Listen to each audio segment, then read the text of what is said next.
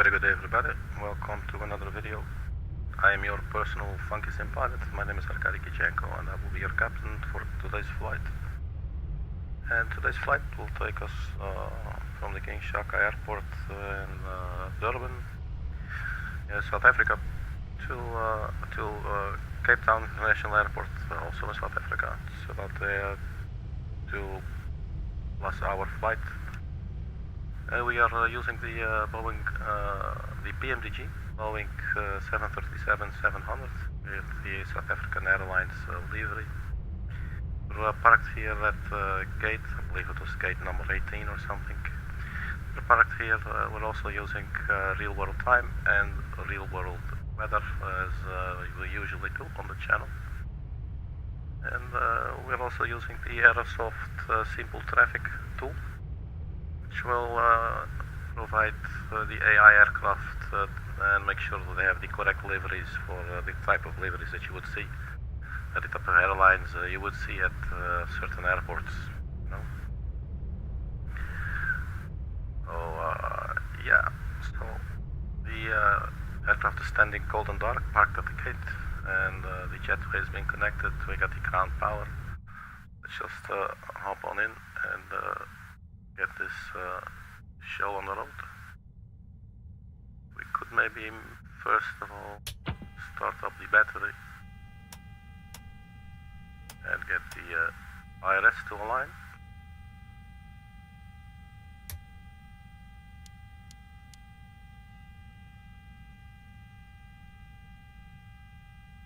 And we can also connect the ground power. So let's sit on down. Arm the emergency exit lights. I don't think I'm doing that correct. There you go. Yeah, so we got some lights going on.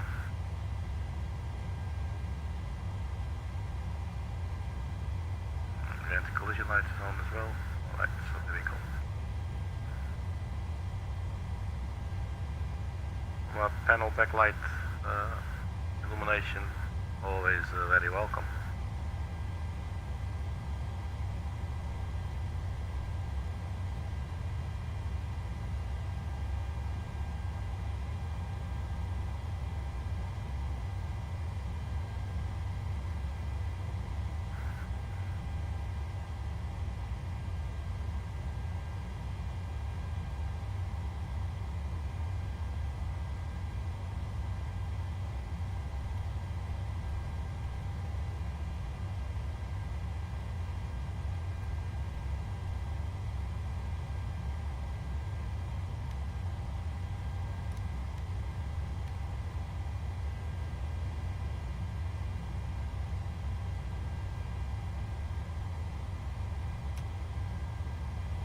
Alright, so that's for the initial setup from our side.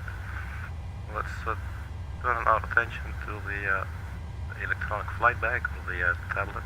We just request the data from SimBrief. We got a little route pair coming. Let's have a look at the weather here at Durban Airport. 0908 knots.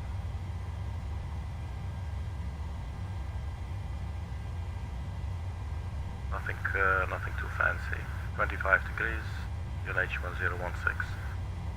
So let's start by setting UNH 1016. We go to hectopascal, and then 1016. There you go. Now do see FMC message here, the ILS position. So just the aircraft is still finding its location. So let's load everything up.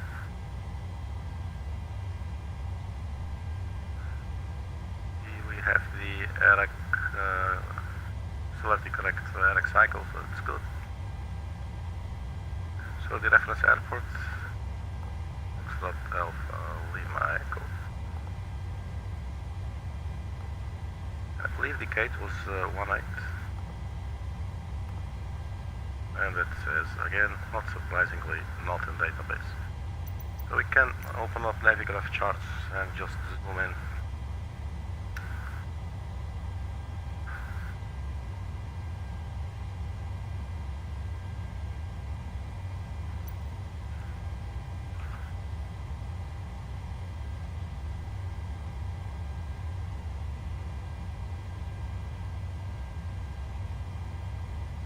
So we're just going to re-import the flight then here from Simreef. Basically these days with the electronic flightback, you hardly really need the Navigraph charts login, if you want to call it that.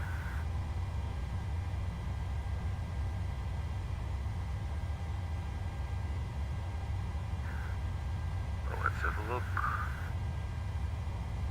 We will very likely be taking runway 06 for the takeoff. And then take a left turn. Anyway, so we wanted to see the parking position. That would be Alpha 12. You insist.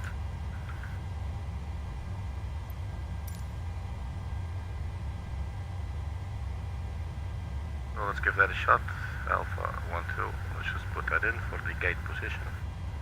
That appears to be in the database. Perfect. So we put it in here and we got it. Now for the route, let's clear out FALE there. Request. We have FALE to FACT. So we request that set payload and we set the fuel and select the route.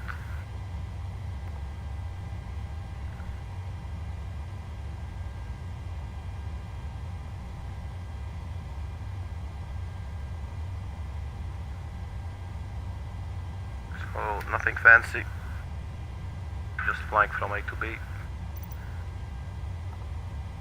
Just load it in, and I believe the air, oh, it's still on kilograms. That's actually nice. That's what I prefer. 9.4 tons of fuel currently loaded into the aircraft.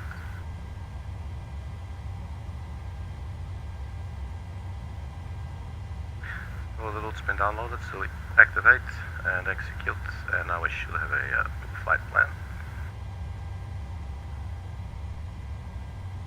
So we go to the OFP here. So King Shaka International to Cape Town International. We'll be flying cruising flight level 360. Cost index 26, average wind 261 at 50 knots.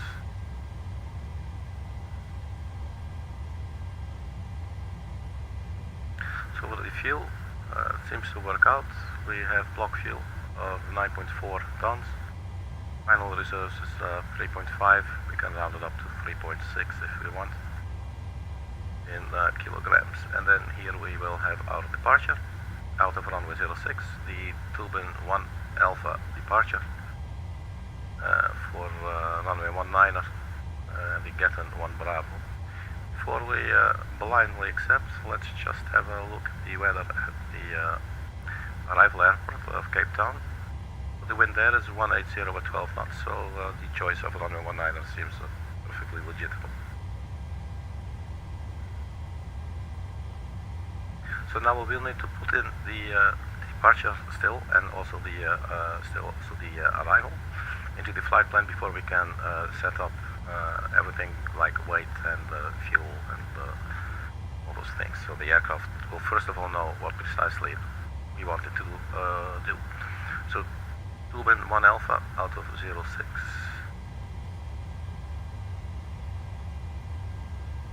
So we go to departure arrival, secure departure, TUBIN 1 Alpha. Let's first use the correct runway, and then we have the TUBIN 1 Alpha, and we execute.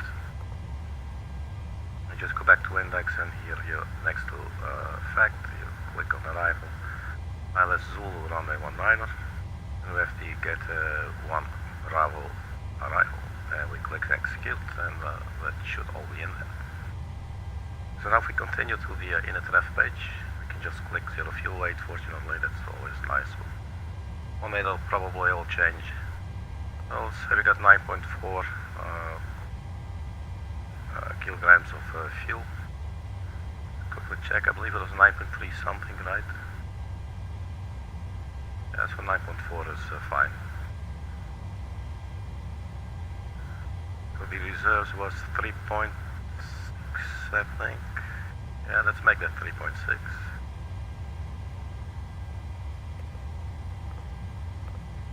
So 3.6 on the reserves. The cost index was 26.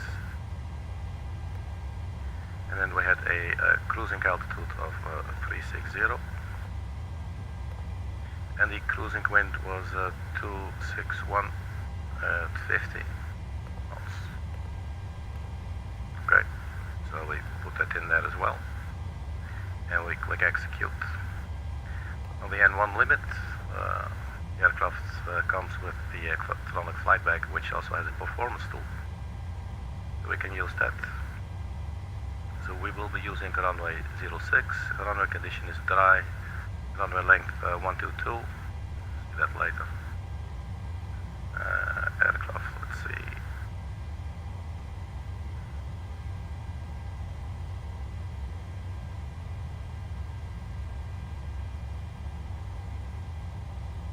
And so we just hit calculate, see how this is going to work out. Make of rating is just TL 48 degrees, should give us 89.9, and we are using a flap 1 takeoff. V1 speed 136 knots, V rotate 138, and V2 141. So let's start with TO and 48 degrees of temperature. I guess we just have this one, and I already forgot it was 48. 48 degrees, select the temperature. And in this case it gives us 90.6 instead of 89.9, so still not really sure what I'm doing wrong. I import from the aircraft. If I import from OFP and then do the calculation, gives us slightly different numbers. Let's import from aircraft, which is basically what we're having. Let's run it again. So 138, 138, 141. But yeah, we're going to be doing this anyway. So here we go. We'll take off that one. We have to trim 5.6. Runway length remaining was 122. So this gives us 136, 137, 11. Again, slightly different numbers, but I can live with it.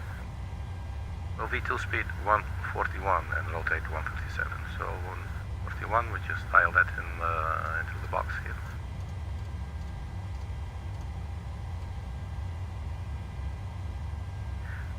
That basically concludes the FMC setup here. So I suggest, I'm not sure, can we, I think we can trim right.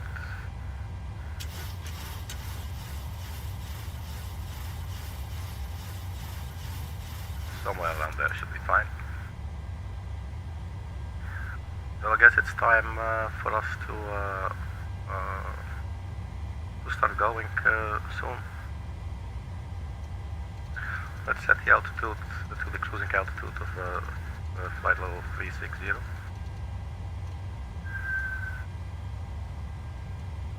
Oh, we got that. So let's have a look at the overhead panel now. We are reloaded now with fuel at least, so we are going to turn on the passenger seatbelt sign. We're just going to work our way up from the panels.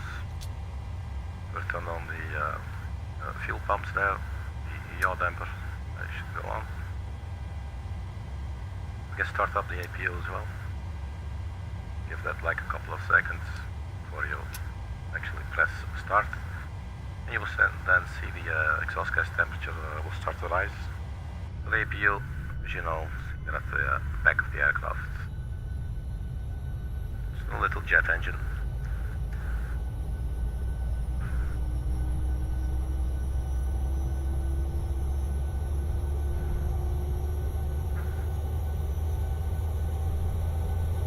You can see some exhaust gas, some hot exhaust gas coming out of there right now.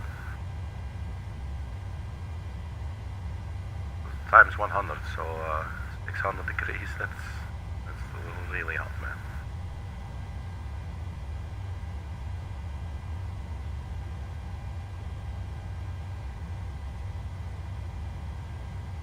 So the APU generator is available.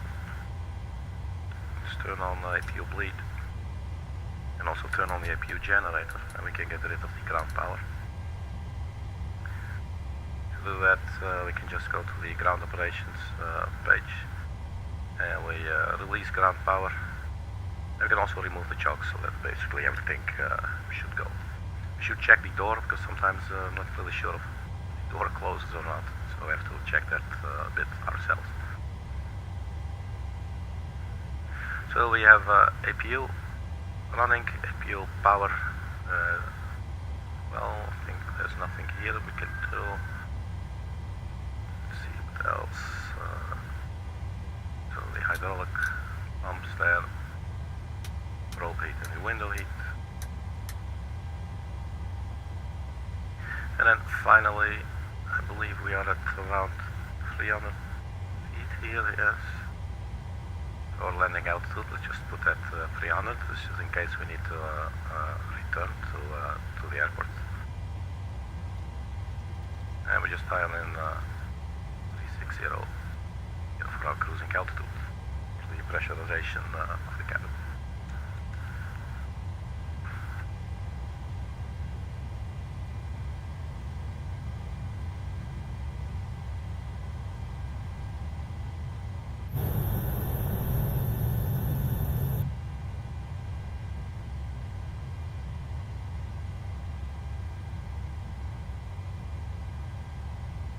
I guess we should set the chocks back just to release the jetway connection there. You can see it pull back, door is already closed. That's good, remove the chocks now. And yeah, we can leave this. I think we're ready for pushback. Let's quickly have a look at the legs page.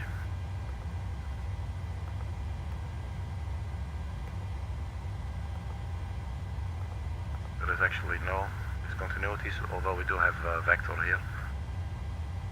But we'll see that when we arrive.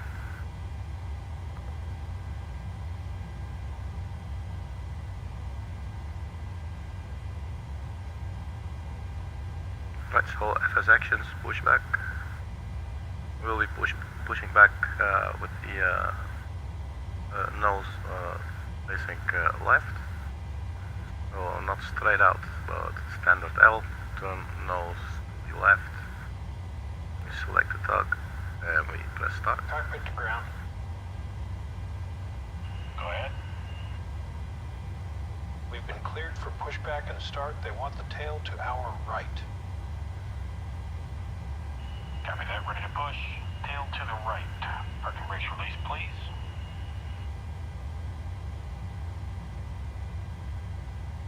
Brakes released.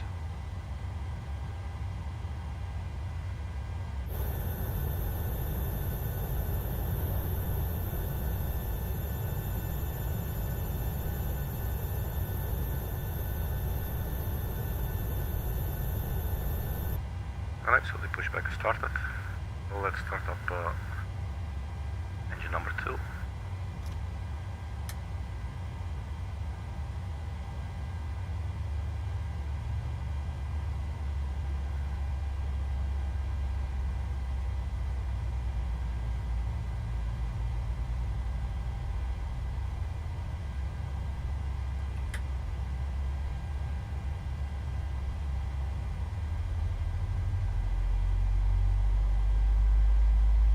Turn on the flight directors, on the auto thrust, LNAV and VNAV.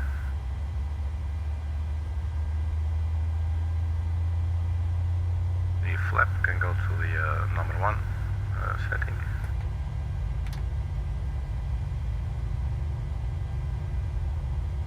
And let's go to the ARA. Okay, so that's the click, so we have one engine started up now. Comes engine number 1.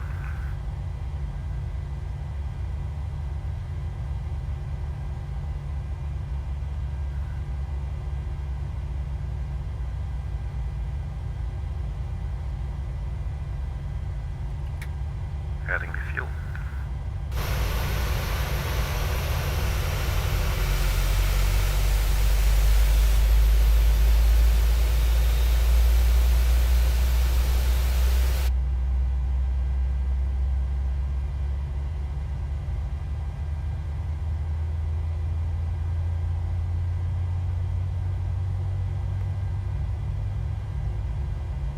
ask us to verify the takeoff speeds again. 136, 137, 141. We have 141 in the box. We rotate at 137 knots. We have 2 running engines now. Engine mode selectors both go to continuous. Alright, so we set the parking brake. Brake set. Now, power-wise, we switch over from APU to the generators. And we can turn off the APU. Disconnected. Watch for the slip release from guidance on your left. Have a good flight. Thank you. APU bleed can come off as well. Let's turn on the packs. And we turn on the taxi lights and the runway turn-off lights as well. And I guess we're almost good to go here. Nothing on the recall.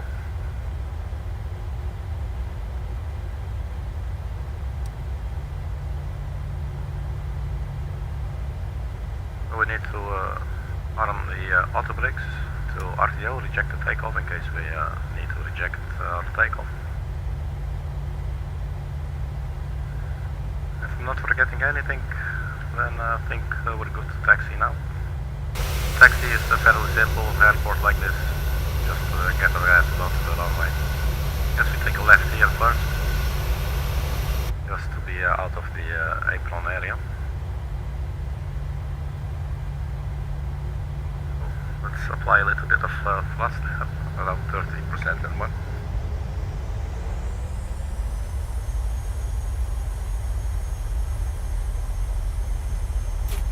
Let's release the parking brake then.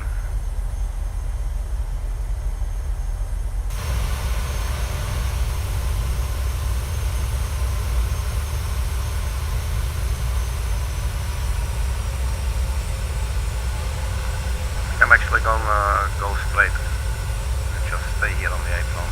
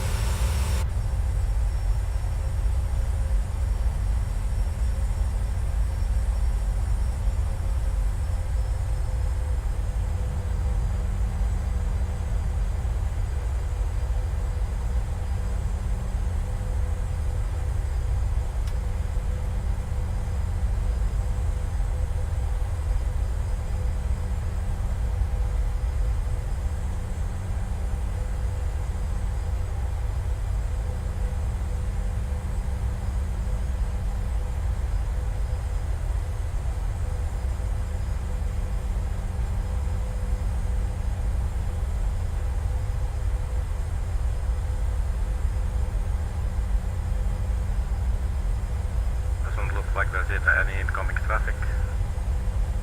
Well, let's turn on the landing lights and the position is Durban ready lights open.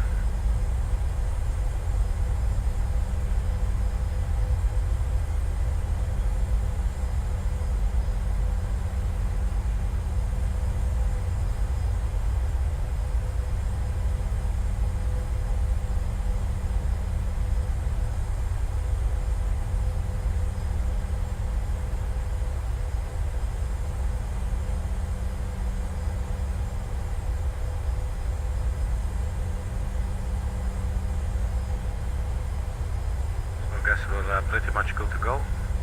So let's turn on the clock and go to 50% and 1. Let the engine settle there and then take off thrust.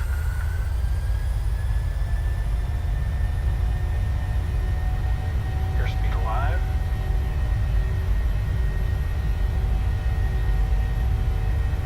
Knots.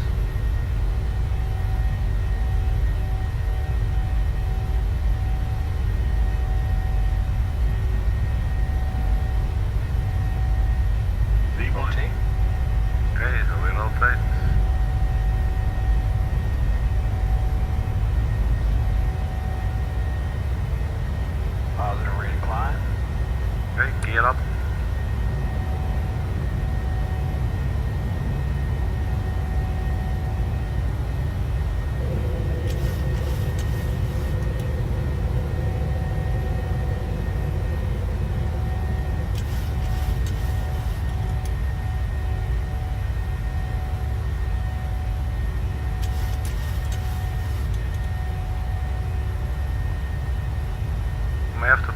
anti-icing by the looks of the clouds actually.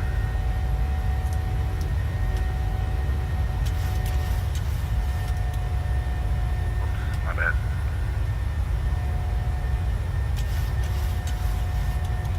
And get ready for the left turn momentarily. F1 can come back up as well. Turn off the auto brake. Let's also lock the gear.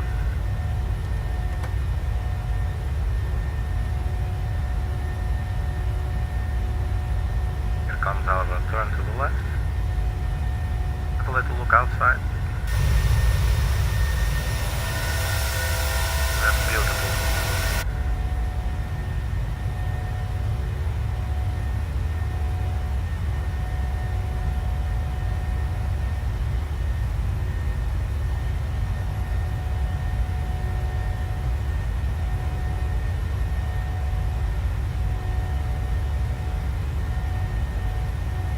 So basically we're now just trying to follow the sorry, 1 second. Trying to follow the flight directives there on the primary flight display. I'm not very much used to doing that, but it's fun to do. So try and fly the departure manually for a little bit. But that's enough for now. I'm going to let the autopilot take over.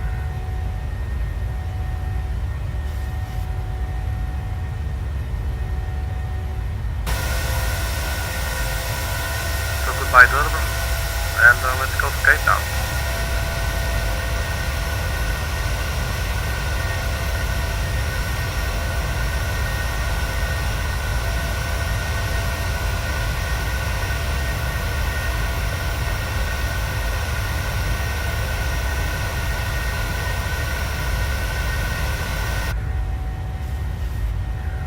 Okay, so what we're looking at, transition altitude, I don't know, what's 8,000 maybe? I think we should probably start seeing it flashing, not sure.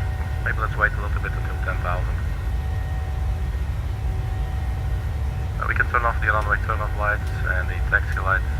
The crew can be released as well.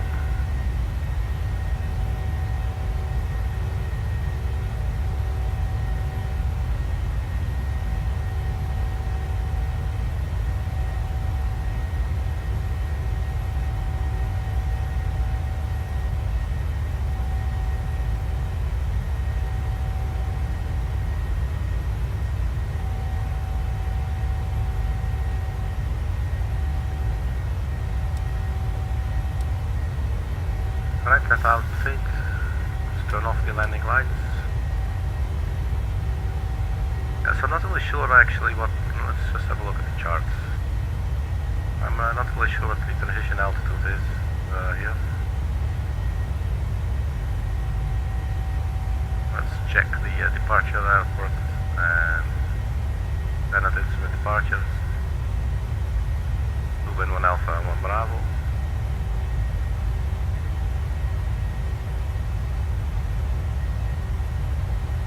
Transition altitude 5,500. Okay, so we can switch now to standard barometric pressure. And that's pretty much it for the departure. The nose come down to about a pitch of about 5 degrees. So we can release the passengers as well now. But I will leave it the seatbelt signs on the auto setting.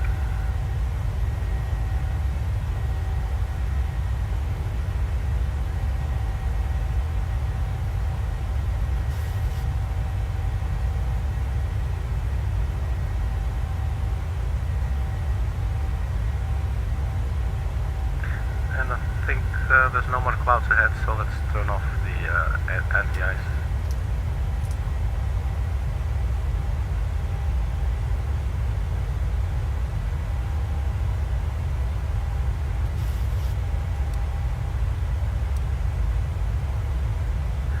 Okay, so if we now look at the climb page,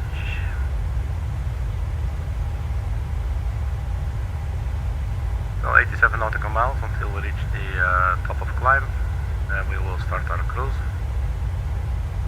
Let's have a look at the legs page. Flight level 222, 273, 336, 360.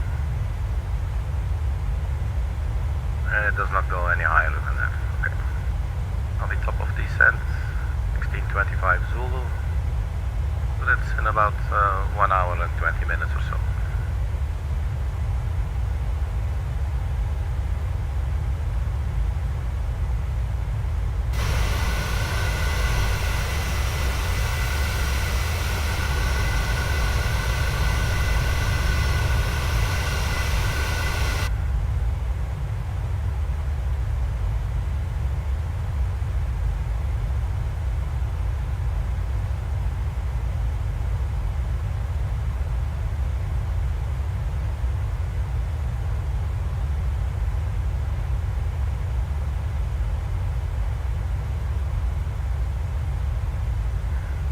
So while the aircraft's climbing, let's go to the charts for the arrival airport, which is Cape Town.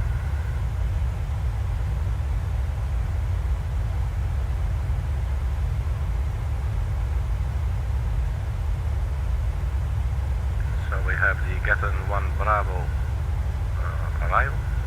We put a pin in that. For the final approach, we will have ILS Zulu runway 19er. Or we will have category 2 ILS Zulu runway 19er. Let's go actually with that one.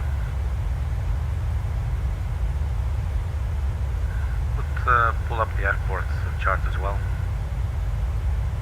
So runway 19er is this one, so we will be coming from the north, landing towards the south.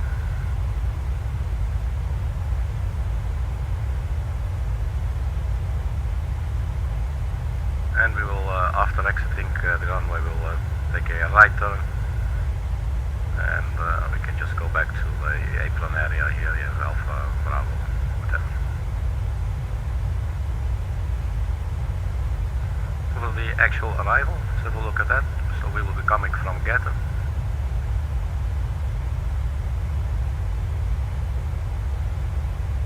Airport elevation is at 151, so we can maybe put that in now.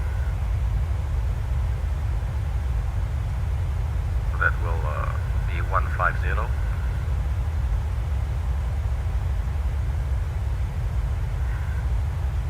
And we have any altitude constraints that we can see right here.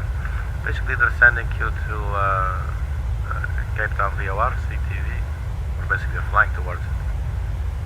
And basically they're just going to vector you, so you're going to the heading of 010, and then they'll vector you onto the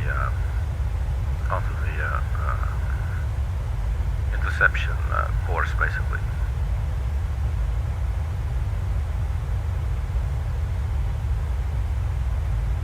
It does not immediately look to me like there is an altitude constraint, actually. Might just be me. I mean, this could be any indication. Obviously, you have a holding point here with a minimum holding altitude of flight level 100. And there's a maximum flight level 140 actually. So I guess we should at least be at 140 or below at GETEN. And this will probably be reflected on the legs page as well. We go to legs and we find GETEN in there. I don't know, it says flight level 224 and it's perfectly fine with that.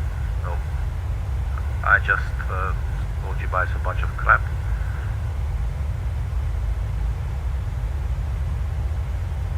Also, this is still with regards to the hold. So when you're actually flying a hold here, holding pattern, then minimum holding altitude will be flight level 100 and the maximum will be flight level 140. That's what I would then surmise from this. Anyway, so let's have a look now at the final approach chart. Category 2 ILS Zulu runway 19 for Cape Town.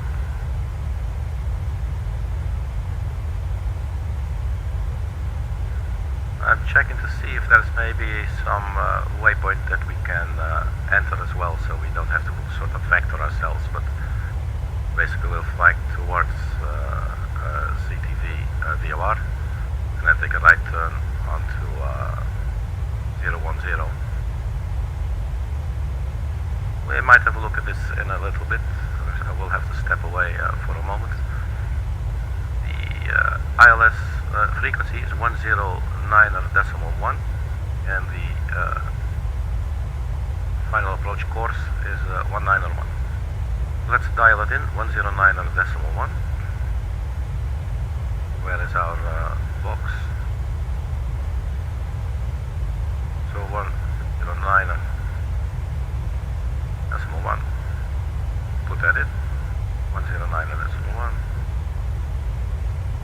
Copy, and then the course is 191.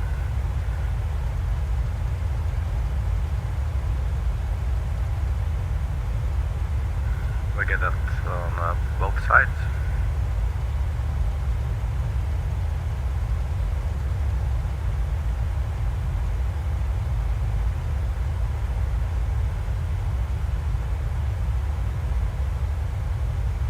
So yeah, it would be nice if there is like some waypoint that we can insert there. So we could maybe have a look after GETEN.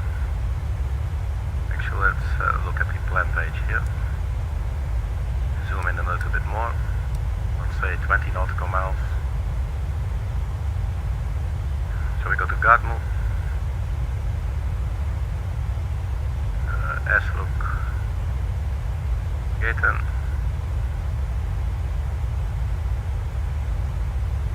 ET30A, and then all of a sudden we get this. So let's see, the next one there is Charlie India 19 at 3,000 feet. Should probably be the altitude at which the glide slope starts.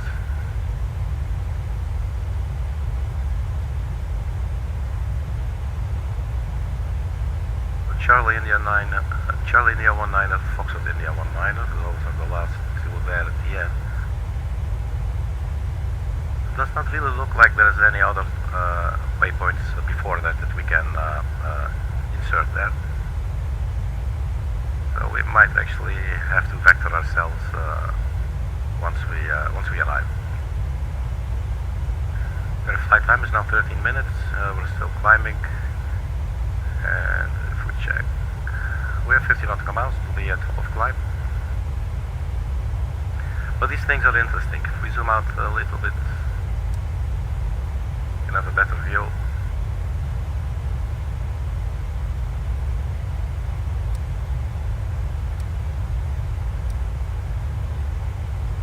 It keeps on going indefinitely.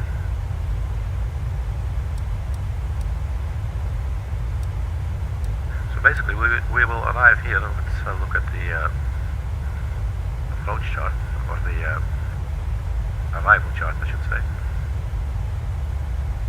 We will arrive from the east onto GETEN. Zoom in a little bit. From GETEN we'll be going this way. And at some point we will take a right turn to 010, and then you can see by the little arrows there, this always indicates that ATC will vector you. You should expect vectors. Now we're flying alone. There is no ATC or anything available at Cape Town for us. Maybe there is, but we're not flying on the line. So basically that's why I was looking to see if there's maybe some other waypoints that we can add here. And there's still some other ways that we can maybe attempt. We could, for instance, also, if we just zoom out all the way and go to the Cape Town airport area. I'm not sure if we choose IFR low, perhaps.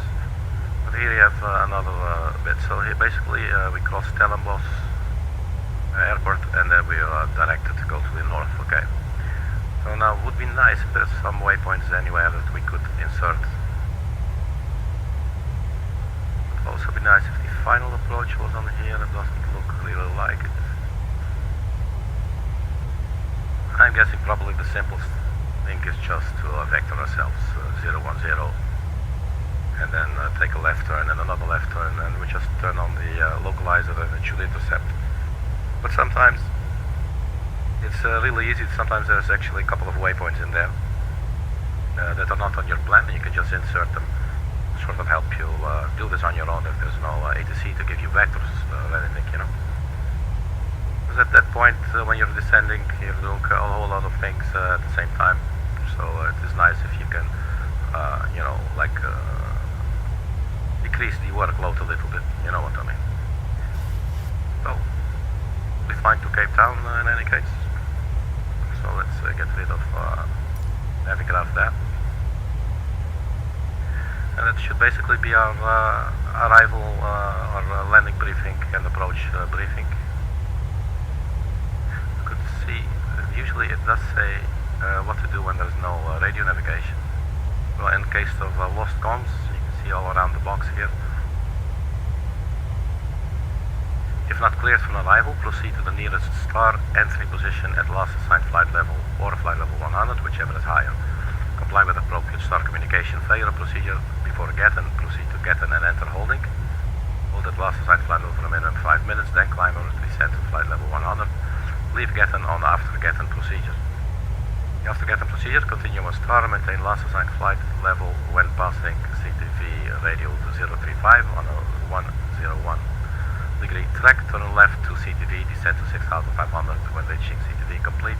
View our DME ILS approach. So basically, I'm not saying I'm totally understanding or visualizing everything. I mean, it's still English, it's not that bad, but I think it looks like this when passing CTV radial 035 on a 101 track. So basically we're going 101 up. Turn left to CTV. So we could maybe put in CTV in the aircraft. So 115.7. Let's see if we can do that. 115.7. We put that in F2. 115.7. And this is just to help us out later on. 115.7 will be on our nav2, and I think we should be, where do we, actually we'll never use it in this aircraft. You should be able to get it here in the corners of your navigational display and stuff.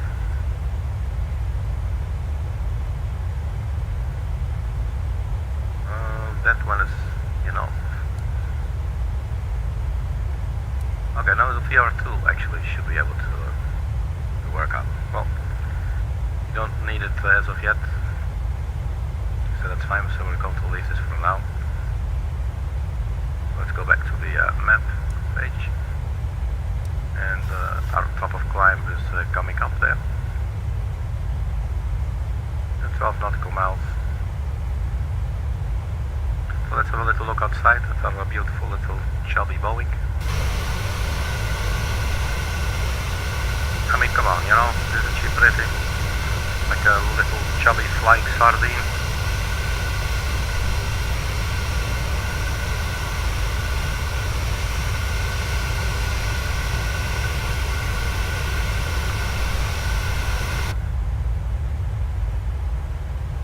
So we're now about 20 minutes into the flight after takeoff.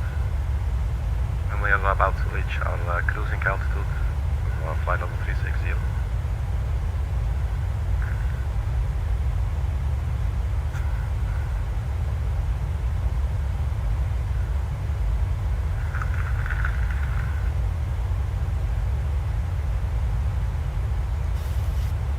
Then basically, so we're, as you could hear now, the altitude warning. So we are 1,000 feet from our desired altitude. We requested altitude flight level 360. We've passed 350 now.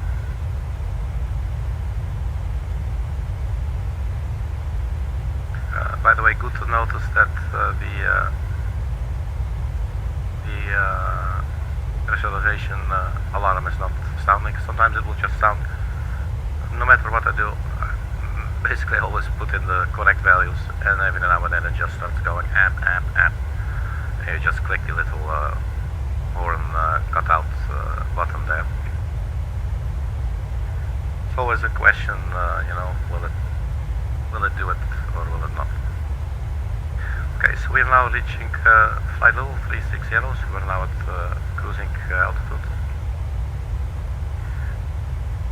You can also see we're at the cruise stage, so what we can do, if we go to the descent page, so we have 495 nautical miles to go. I will now pre-dial the glide slope interception altitude, which is 3,000 feet.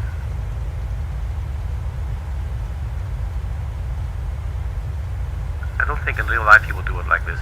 In real life you're being guided along your step climbs, probably, at least to some extent.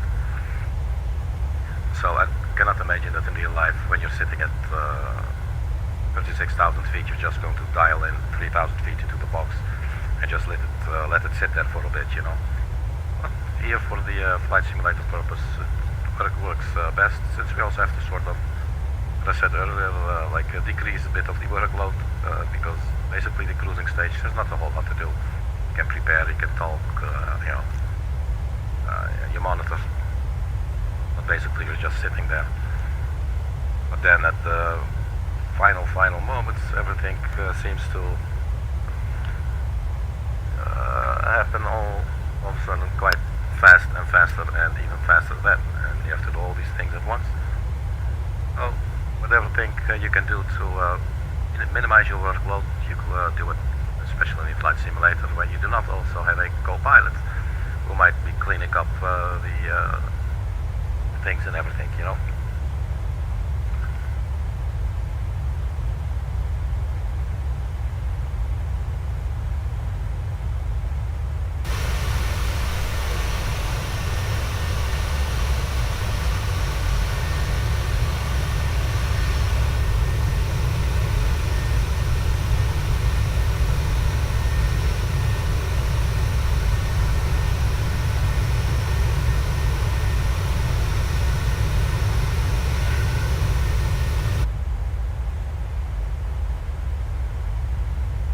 So if I pre-dial the 3000 there, the moment the aircraft reaches the top of descent point, it will start descending automatically and will follow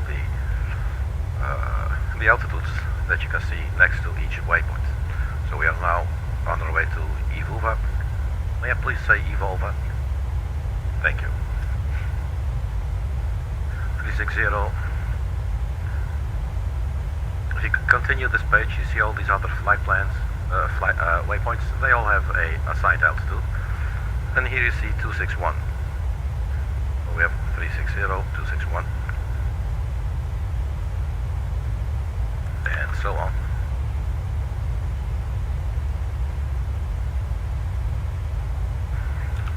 Excuse me. Yeah, so basically that's what the aircraft will do. It will simply follow from waypoint to waypoint to waypoint to waypoint, and it will simply follow the altitude constraints. It will just simply not go below 3000, because that's basically what we're saying right there. So that is one way of managing everything, basically. Let's turn on data as well.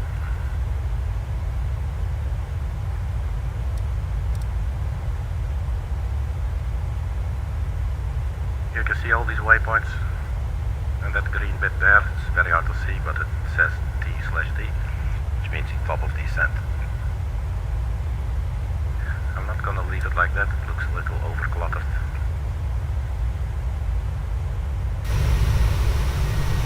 But yeah, this is a beautiful little 737-700.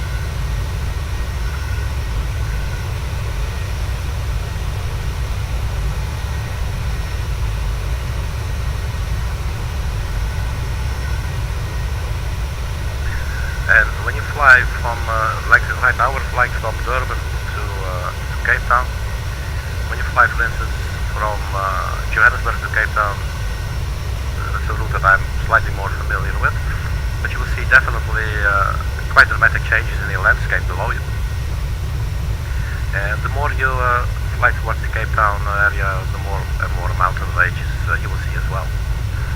Whereas Johannesburg, for instance, is actually quite flat. It has a lot of hills, but you know, there's not real mountains there, you know.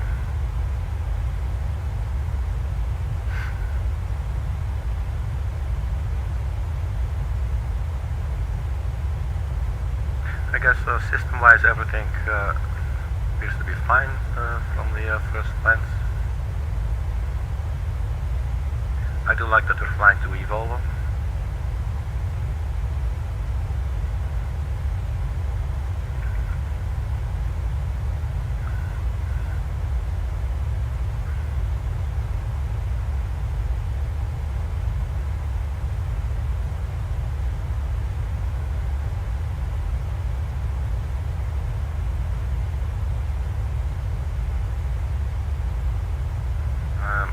I believe this aircraft also has, yeah, it has some sunshades.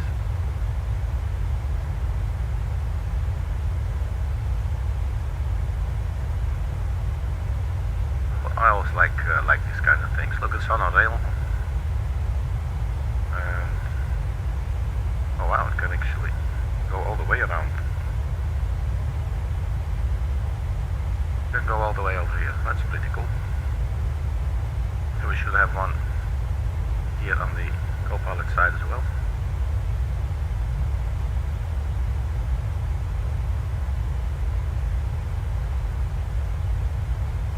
They're not very big.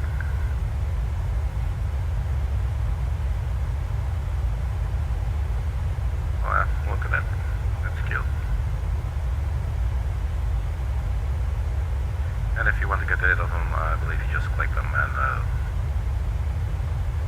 they're stored again.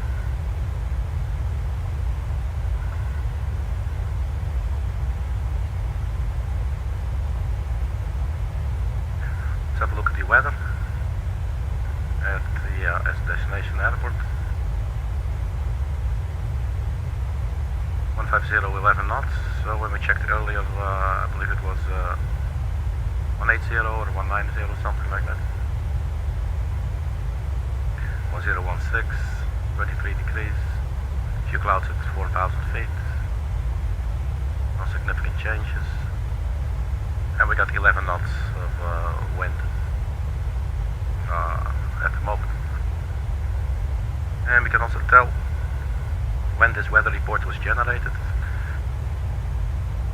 It says it right here, 07 means it's on the 7th day of this month, which is today, the 7th of December.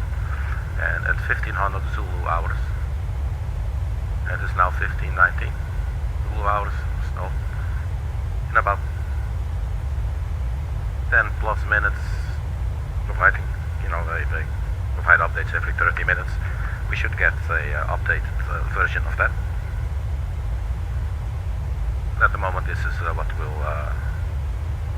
we'll use.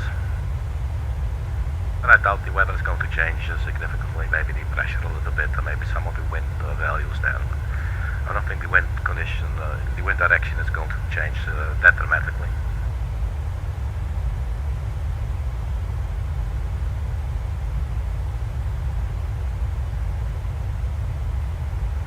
What we could maybe also do is put a fix, like a circle around the runway area.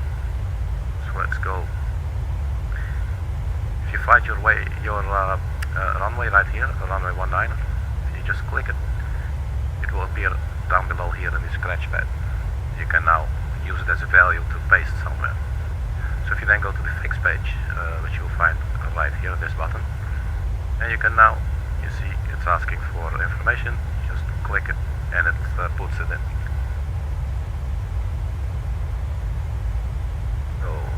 Reciprocal of 1901.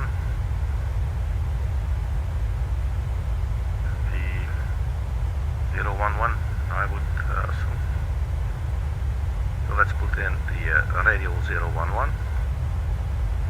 This will give us, this will draw a circle, well not yet, but the radial will basically draw a line coming from the center of the circle, and distance will be the length of the circle. So let's say 15 nautical miles. If we put this in, we go to the plan page. Let's zoom in there. what this does. You can see it already, I think. Maybe let's zoom one page out. So we drew a circle around the runway, the touchdown zone, if you will, of 50 nautical miles. Meaning when we are actually, and the dotted line here is then the extended runway center line. So this can greatly help us navigating when we're doing 12 things with 11 hands. So yeah, that kind of thing can definitely help. And also knowing we're at the 15 nautical mile marker. It's not any kind of significant marker as far as I know, but you want to be sort of established or configured by that time. So you want your flaps to be like full if needed or whatever. Your speed under control and everything. You don't want to be fighting the aircraft there. You just want to be sitting there waiting for your moment to land. You can also add another circle, for instance. And what I like to do is to put in the circle for the where the glide slope starts. So if we go to the approach chart, and then the chart a bit crashes. That is normal for PMDG. Right. So the glide slope starts at box of India 19, and that's a distance of 8.9. It's actually interesting from CDV. Let's have a look at the chart here. I guess that's okay.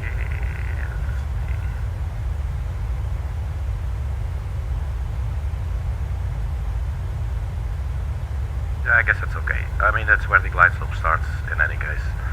But maybe, let me think out loud here. Usually, so basically it's a slightly different situation here. Let me explain. So it looks like the ILS is actually right here.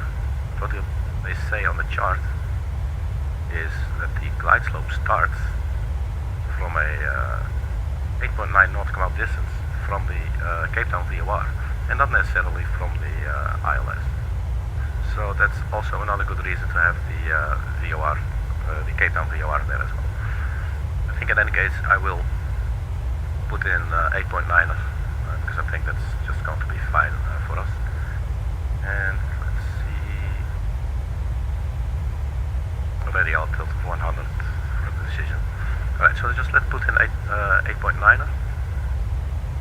So we use the radio again, 011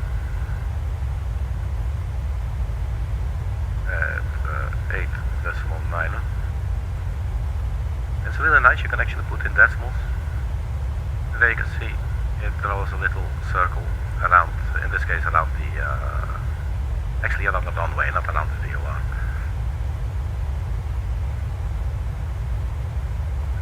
Could maybe try something interesting here.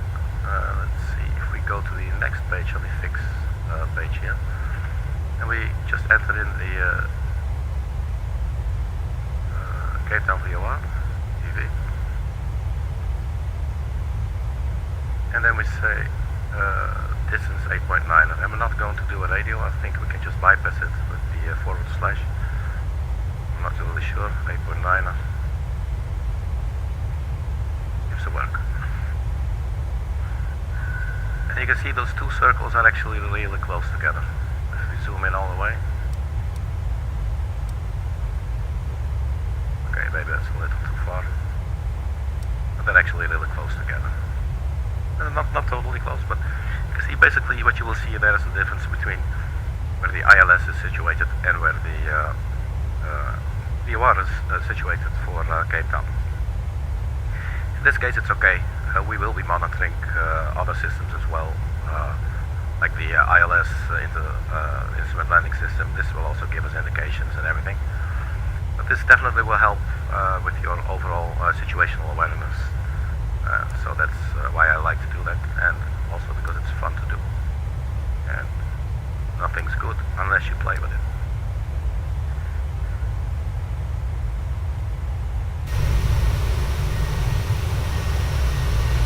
crowded area is now behind us.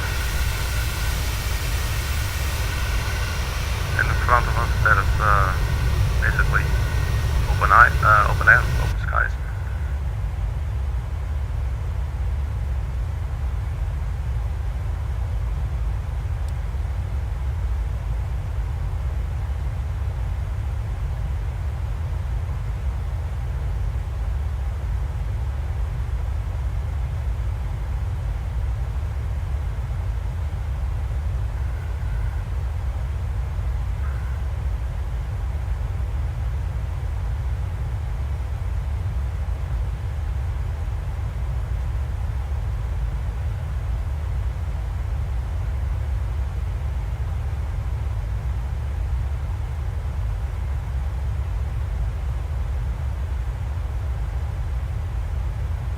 So that was actually interesting to see. Radio 122, 899 and ETA 1639 Zulu.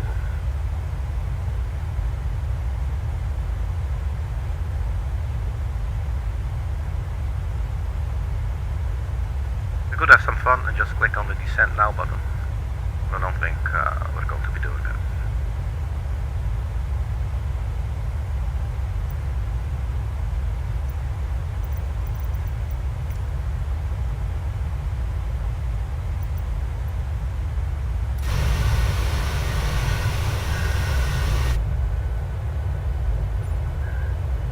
So they got some nice, well, they call it external views.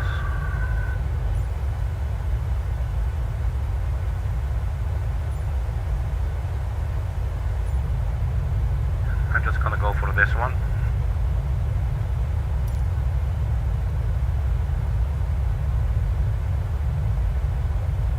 And as I said earlier, I have to step out for a little bit. So we're just going to leave the aircraft cruising. If you want to stick around, stick around. If you want to join in later, join in later. If you never want to come back again, never come back again. It's all the same.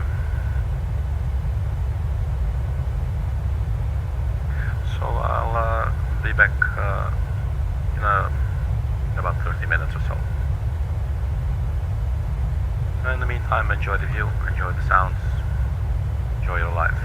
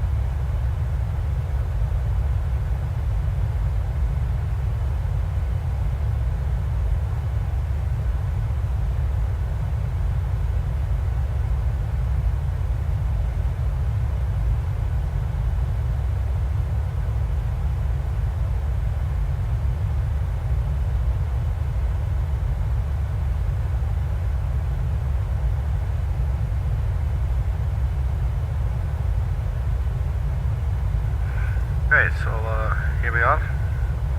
Let's get back onto the flight deck.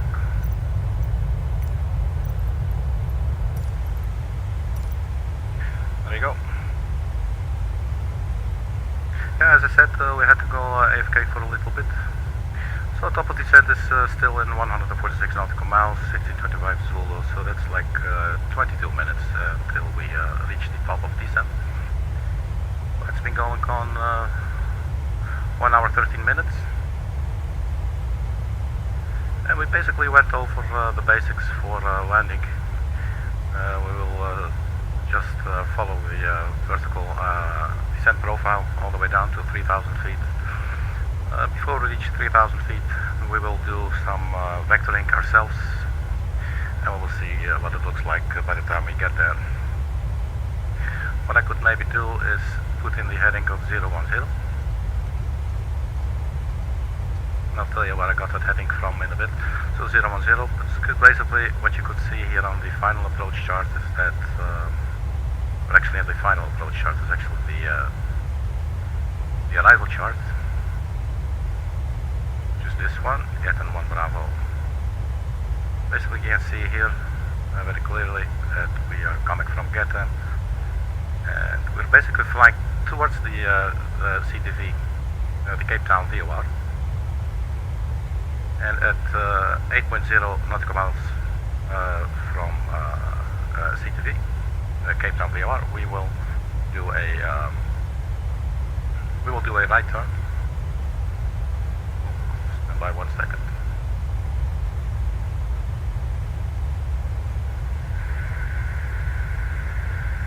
So yeah, we will do a right turn onto 010 degrees, and it does not say when to turn left, but you know, I'm sure we will manage.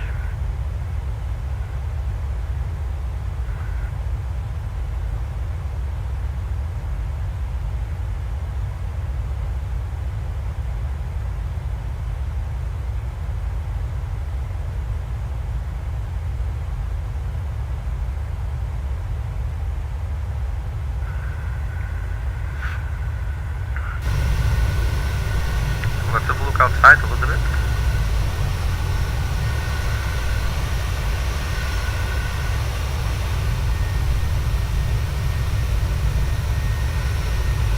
So I'm thinking we will probably still have a daytime landing. We have for this flight, we did load up a custom scene for Cape Town Airport.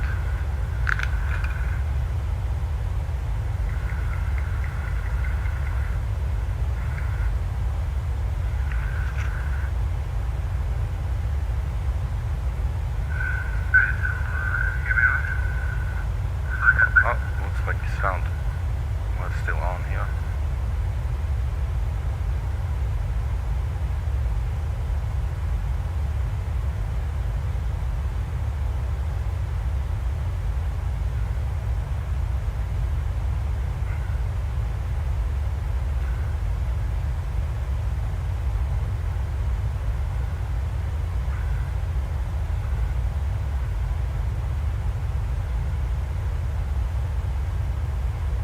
And you can see now definitely there's a lot more mountains coming.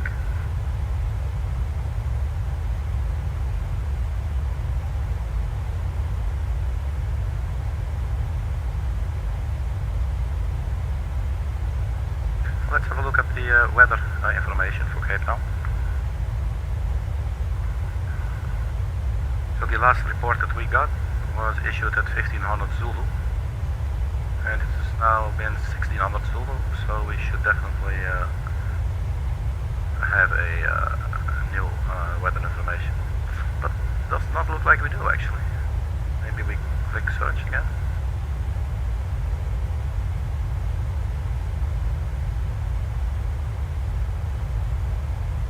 Well, this turns now into a refresh button, but it's not refreshing anything. Not a big problem. Not even a small problem either, actually, I would think. But we have 1016 for the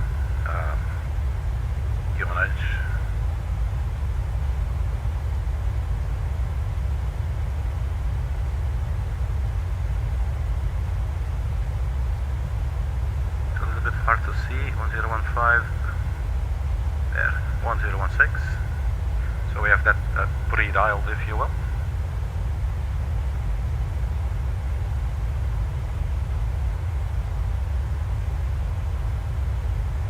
Fuel-wise, we're still looking good, I think.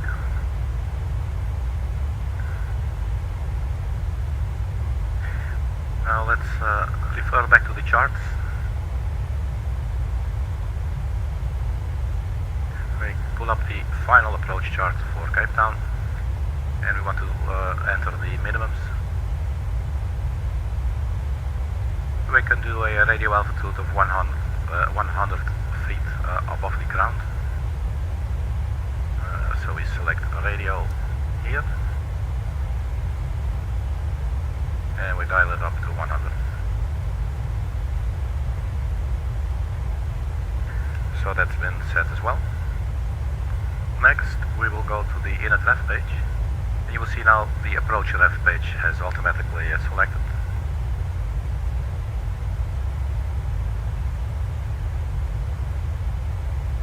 It is recognizing the runway there, 10,502 feet, LS19er with a course of 191, and a frequency of 109.1, that's all correct.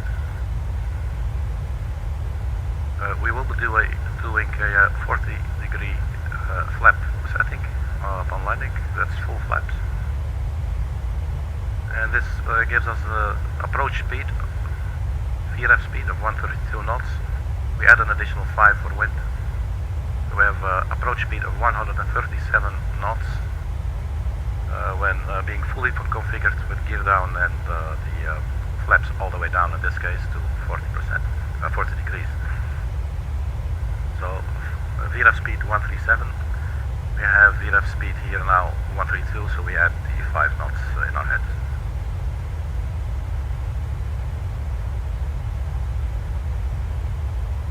You see now VOR1, VOR2. We did not see them earlier. And we should have 115.7, which is the Cape Town VOR, the Charlie Tango Victor. Which is this little sucker right here, 115.7.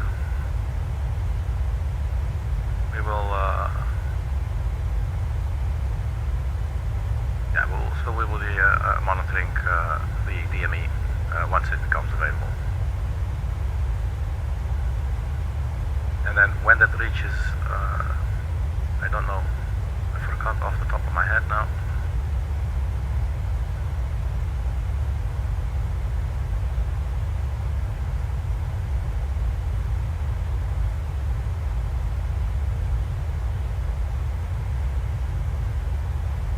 So finally we will be flying towards the Cape Town VOR, and we will be monitoring the DME once that reaches 8.0. We will, you know what we could do? We could maybe also put in a range ring for that. What do you think? That's precisely what we were doing before as well. It's gonna get a little cluttered maybe, but all in all will probably be sort of the same, I expect. So for the radial, it says radial 120. This outbound radial 120.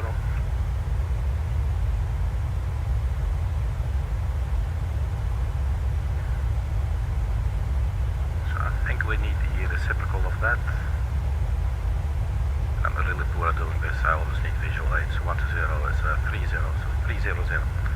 So what we can do now, we go to next page. We have runway 9er. Could potentially remove this one. Let's just clear it out for now. Or delete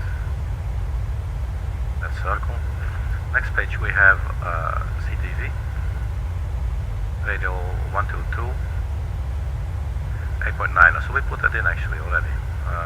But that was for the landing. We now need 8.0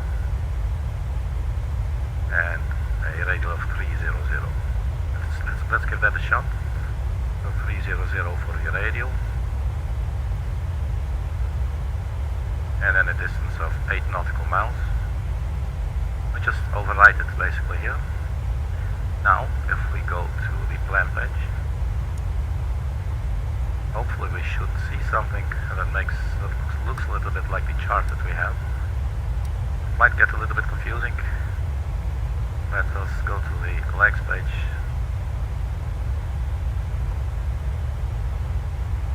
So we go to GETEN, it's coming up next. Decel, and there you go. You see this, this actual range ring of 15, we can ignore that at this moment. We could even delete it, we do not really need it. This is the point that I want to make, if you want to look at. You can see it sort of works out, right? We are expected to come from the east and to take a right turn at 8 nautical miles from this VOR right there, take a right turn to 010. So basically we would like a visual aid. I mean, we should be seeing here in the lower right, it doesn't show right now because we're on the plan page. If we go back to the map page, I think we should see it again. We have VOR2.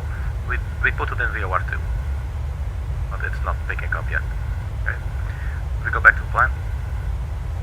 Oh, my bad. I did not remember. That's a little bit lame. Okay, so this situation that we wanted to look at. You can see basically, it's precisely the point actually, where we should take the right turn is where the dotted line intercepts the waypoint right there. So this also gives us one extra hint of now we need to turn to the right.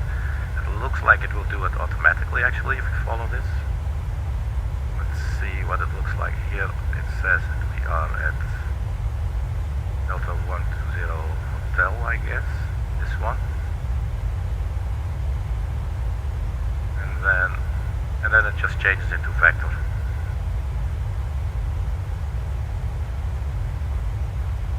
Okay, so but that's fine. So at least we have some visual aids there.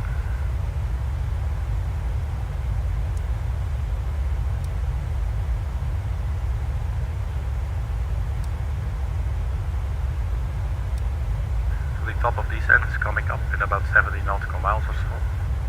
Let's check the descent page, 64 nautical miles, 1626 Zulu, that's 10 minutes.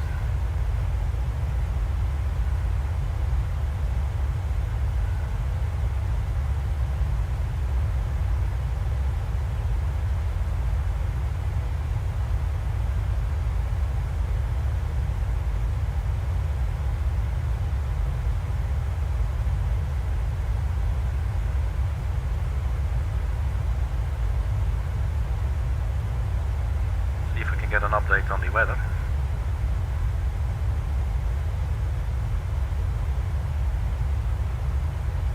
Issued 1500 Zulu hours, 1800 Zulu hours.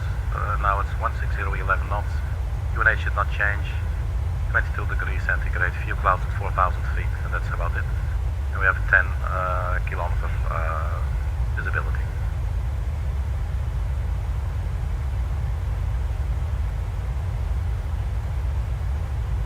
There's, as you can see, definitely some mountainous terrain popping up.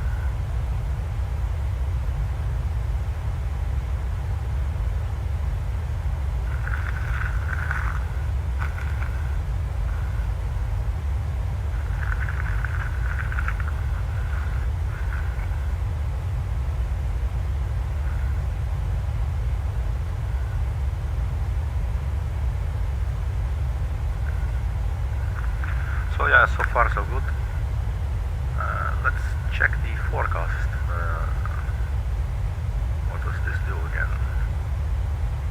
Vent winds request.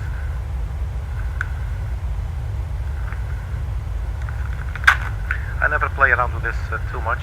I believe, especially in the 737.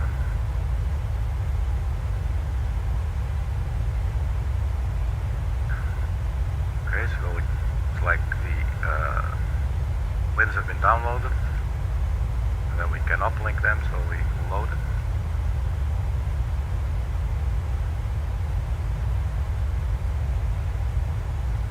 I guess we're just going to execute it. transition level 085, that's actually a good one.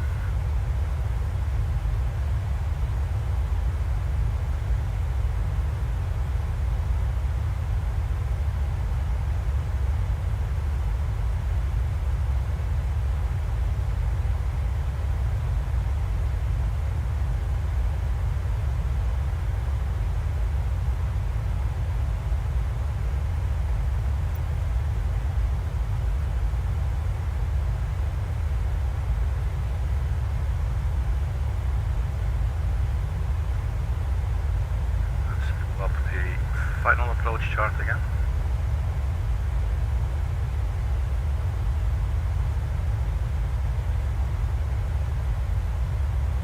Transition altitude 7,500. Here it says 8,500. That's something we can change. That's good. I'm gonna leave it.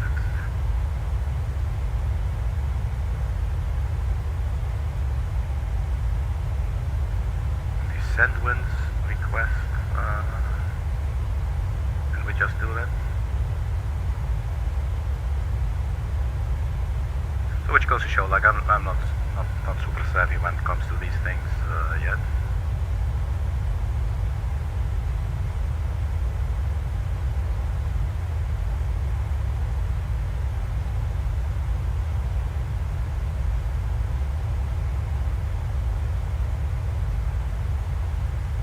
Probably going to get the same values, I would assume. Let's just do it again.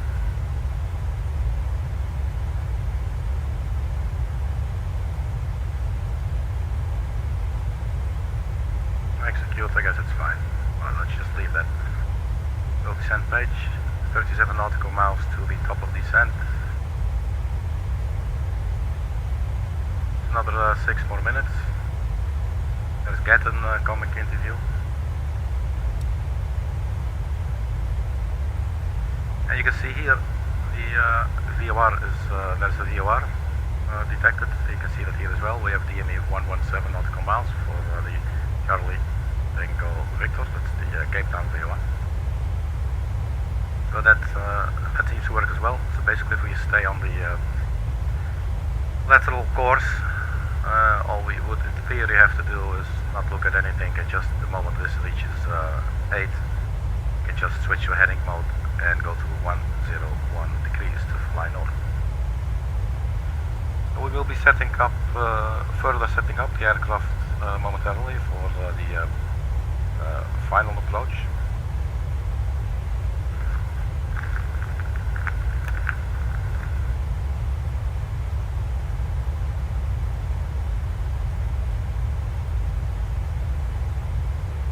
Quick look outside.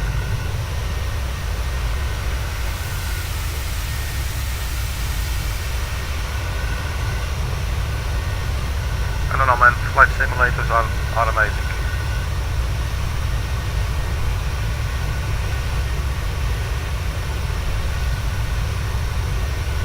So I think my personal first flight simulator was probably F-19 by Micro Pros. It was on DOS, and it was basically a stealth fighter. And it was obviously not really a simulator as such, but we're in an aircraft, first person. And one of the things I would do that was to fly like really high,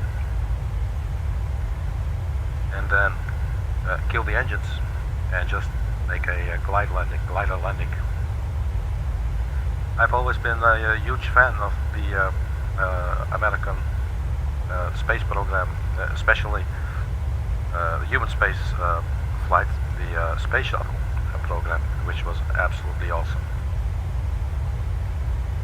That sucker is just like an aircraft strapped onto a giant tank, 2 rockets next to it, and has some own propulsion to assist. Shoots up, starts moving, and it won't stop moving for another 2 weeks. And then 1 hour before it will touch down, it will get the weather information and everything. It will perform a T-orbit burn, which will cause the trajectory, basically to change from a orbital trajectory to a what's the word?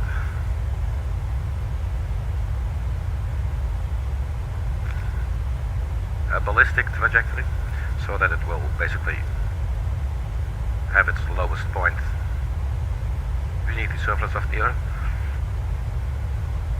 and it will just start descending, and it will not be able to perform any kind of go around when it's on final approach. That to me was so incredibly inspiring and just so incredibly awesome that I developed like a love for the art of glide landing.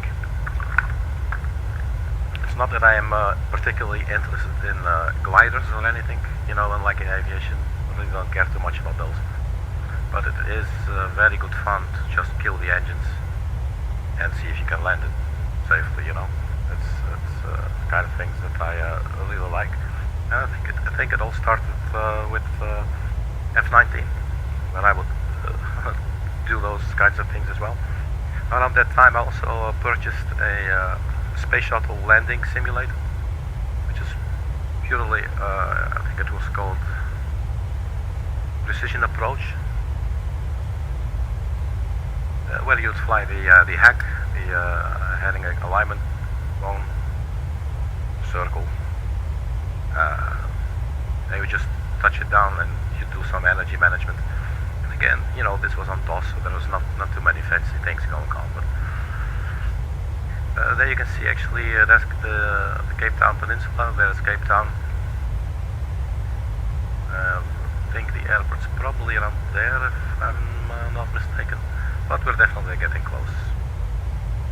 I think we're 1 minute away from top of descent. 3 nautical miles. So yeah, if we do a quick sanity check, we checked the weather and was still on 1016 for the QNH, which we have redialed here. Transition altitude 7,500 or 8,500. I'm gonna go 7,500.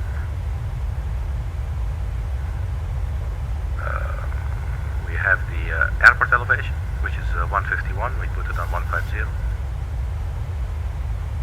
There goes the nose, I think. There you go. So let's have a look at this from the outside for a bit.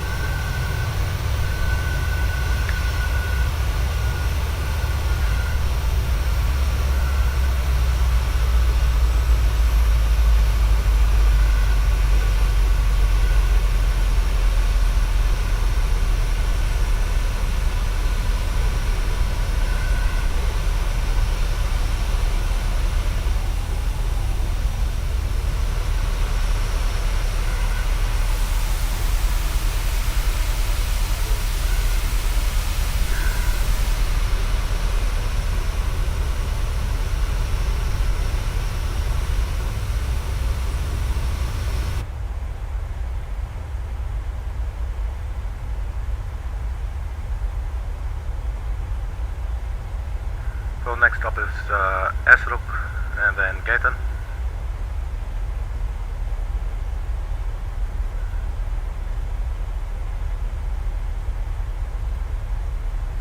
Go back to the fixed page. I believe we removed. Yeah, so we only have the 15 nautical mile range link. Is there really no other way? Let's have a look here. 8.9 CDZ, it only says.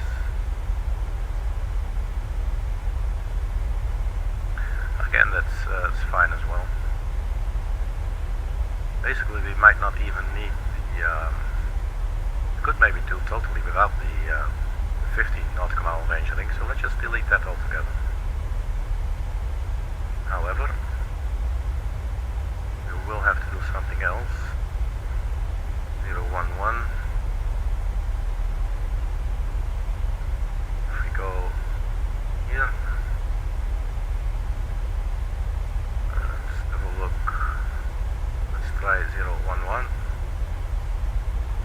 8.9er.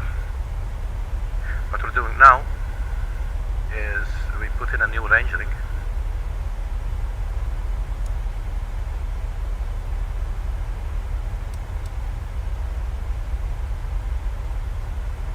Now we have two range rings.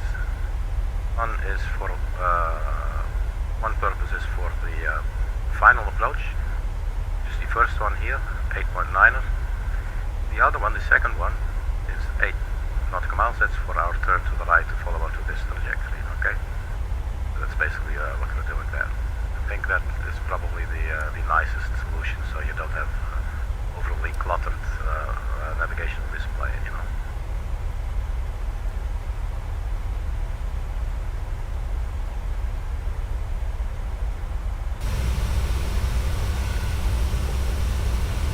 It's always nice.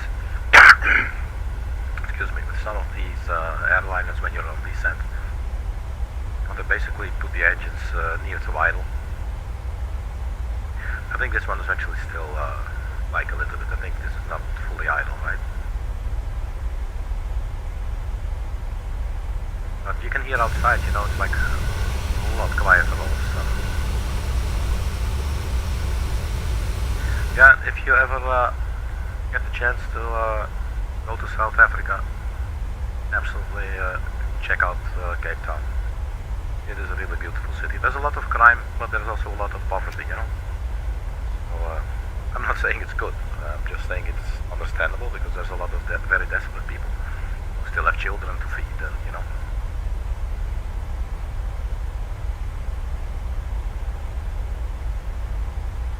But there are all kinds of political problems, obviously, social problems. There's just a lot of poverty going on there, and as far as I know, it's quite corrupt. Money just sticks with the people in charge of the money rather than it reaches the places where the money is actually needed, you know. That's kind of a shame. So there's a lot of poverty. And they are still facing the aftermath of the apartheid system, you know, which was not a very nice system, to put it mildly. Which was a very rude system. And you can still see the effects of that, and that's extremely sad.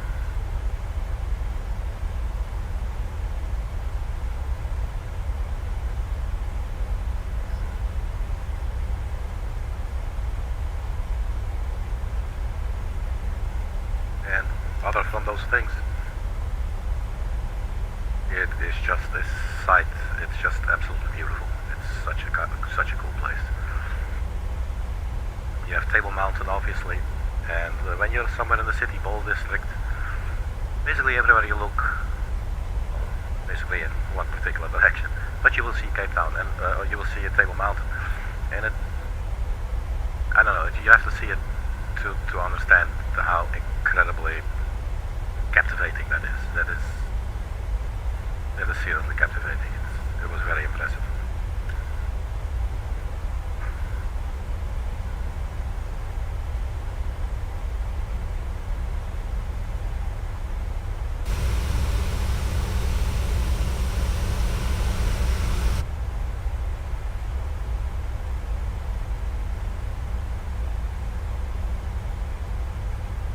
Right, so let's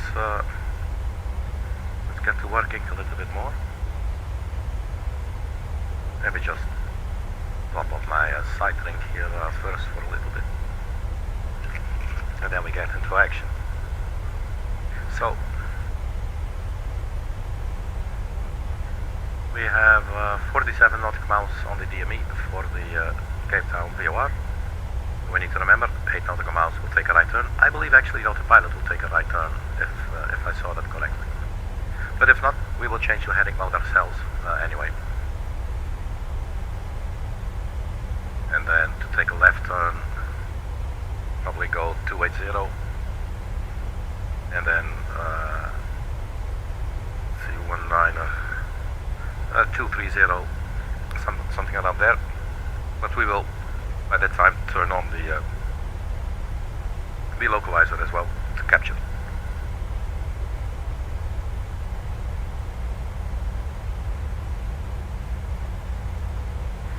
Well, 1633, could check if there's a new weather report maybe. Hopefully they do it every 30 minutes now. But no, we're still looking at the original one from 1600 Zulu. So wind conditions 160, 11 knots. It will be slightly from the left, but not too much. So that's basically it. You can see the Cape Town area there, getting into view better and better by the minute. The airport should be around there if I'm not mistaken. As I said, we're using a scenery file downloaded for free on the flightsim.tl website for Cape Town Airport to make it look a little bit more like the original thing. We're a little bit high on the descent, but every now and then we're also a little bit low. So all in all, if we go to the descent page here, it looks like we're pretty much on target, which is okay. So we don't have to intervene at the moment. Let's check the speeds on the legs page. Next page please, thank you. So 250 or below. Once we reach Tango 30 Alpha, which we are on our way now, 7 nautical miles to go. And the aircraft is holding now at 257, 258 knots. So we're getting close there. Then we have Delta 120 Hotel, and that will bring us onto the vector story that we were talking about. So basically, when we reach the second ring this time, from this side, we'll need the second ring, which is 8 nautical miles. We'll take a right turn to follow the pink line there to a heading of 010 degrees, and then we will vector ourselves to a left turn of 280 degrees, and then a left turn to 230 or 220 degrees. Anything between 30 degrees of the runway heading, which is 1901. And we will turn on the localizer to assist us as well. So basically what we will need to be focusing on is our speed and our altitude. And our final approach altitude is 3,000 feet.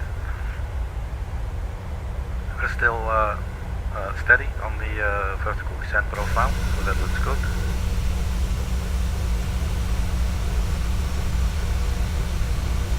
And as I said, Cape Town area, the whole Western Cape province is absolutely gorgeous. It's insane. It's beautiful animals, amazing birds. It's really awesome. Alright, so in further preparations, we have one final check for the weather, but I think they only update once every hour at the moment. So 160, 11 knots, so we got that. 1016 for the QNH, we have that dialed in. Our transition altitude is 8,500 or 7,500. We got a little bit of conflicting information there, but that should all work out okay. The runway length was about 10,000 feet or so. I guess we can select auto brake 1 for that. I'm not going to arm the speed brakes just yet, because we might need some drag. We are 26 nautical miles from the Cape Town VOR, and again at 8 nautical miles distance, which is the second innermost ring. Take a right turn for the vectors to the final approach path. So further in preparation, let's turn on the seatbelt signs. And let's also start up the APU. That is now starting.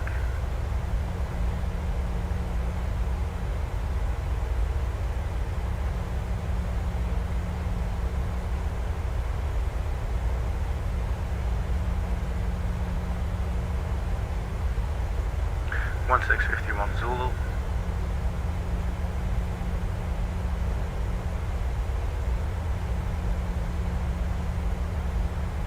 So it's about 15 minutes or so. Well, let's if we can address the passengers. So So I'm not really sure. I think this is for listening to anything that comes from the cabin, and this for speaking. Very good day, ladies and gentlemen. This is your captain speaking. As you've noticed, we have turned on the seatbelt signs because we have started our descent into our final destination, Cape Town Airport. We're currently at an altitude of 12,000 feet, and we are getting ready for landing. We should be arriving at Cape Town Airport in about 11 or 12 minutes. The weather at Cape Town Airport looks quite okay. We only have a few clouds at about 1 kilometer. It's 22 degrees and it's a little bit windy. And we hope you enjoyed your flight. On behalf of the crew and on behalf of South African Airlines, thank you very much for flying, and we hope to see you again soon. Right, so I hope I pulled that off correctly. Okay, so there's our beloved Cape Town, getting more and more into view here. I believe that might be Table Mountain, although I am a little bit disoriented from this angle. So back to business. Let's zoom in here on the navigational display. So we're 60 nautical miles from our right turn. And from the looks of it, the aircraft will actually turn right itself. So if it does that, we will immediately change the heading to 280, but we will maintain lateral navigation for the time being. So we're going to be passing 10,000 feet now, so that means we can turn on the landing lights as well. We've already started up the APU, the passengers are strapped in. In terms of the lights, I don't think there's anything else we need to do. We have the landing elevation set there as well for the pressurization system. So I guess that's all okay. We have a brake, so let's quickly pull up the minimized checklist for descent. Pressurization, landing altitude, we have that check. Recall, let's check the recall button, see if anything is pitching at us. No, check. Auto brakes been set to 1, since it's not a very long runway, so that should work out fine for us, and the weather conditions are fine as well. Landing data, VLF and minimums. So yeah, we have landing data, we have 1016 for the QNH. We have the minimum set at 100 feet above ground, so that's radio altitude, 100 feet above the ground, it's a radar altitude if you will. If we do not see the runway by then, we need to perform a go-around procedure. So we have entered that, and we have our minimums, our VRF speed as well. VRF is the velocity, approach speed, our final approach speed. You can check here in the inner left page, and approach ref, we selected a 40 degree, which is a full flap setting, which gives you 131 knots, or actually 132 it says here, and we add an additional 5 for wind correction, so that gives us a final approach speed of 137 knots, meaning when fully configured, gear down and flaps fully down to 40 degrees. So we have that set up as well, so we can check that. Approach briefing, we have briefed our approach numerous times, so we're totally good to go. As you can see, 8 DME, and the aircraft is now taking a right turn, so that's good. This is doing all by itself, but after this we're on our own, so we're going to do a left turn to 280 momentarily, but not quite yet. Let's keep an eye on the altitude. At 9,000 feet, we're aiming for 3,000, which is where the glide slope will start. And the glide slope will start at the outer ring, 8.9. We could actually maybe even get rid of the inner ring, so let's just do that on the fixed page. Just to declutter. So we need the 8.9 will leave, but the other one can go, so we just delete, and there you go.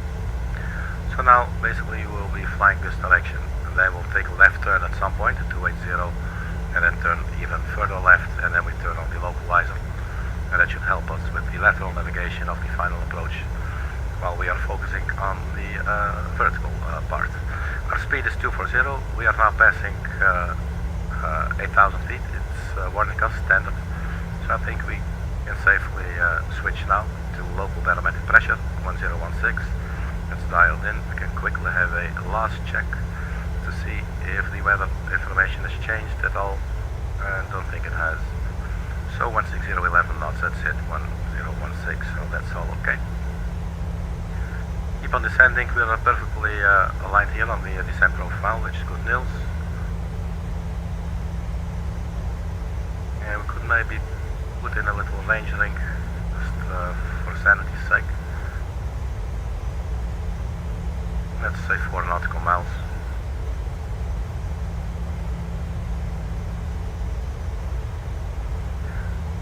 Just so we can see, actually this is the start of, it's okay, I don't think we need it. Well, we can use it for the gear deployment, we'll leave it in.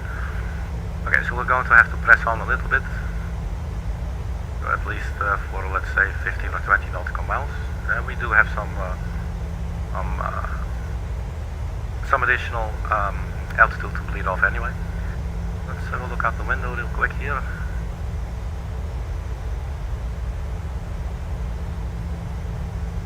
So the airport, I'm guessing it's around there, but yeah, we're basically next to it now. I'm guessing maybe around there somewhere, doesn't matter. Okay. That's actually a little bit low, which is perfectly okay with me. Now for the flap extension, let's have a look. I'm guessing we can extend flap 1. Let's see what that does for us. I think that's okay.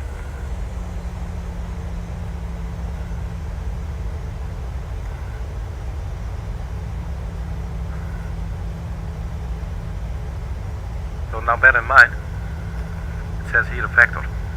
So if you go to the flight plan page, to the legs page, it will not select this waypoint that comes after vector. It will not select it automatically. We will need to be vectored to it.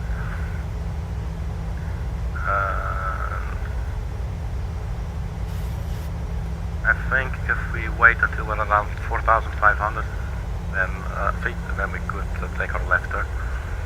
So for that purpose we will change from lateral navigation to heading. Let's have a look here. To heading select.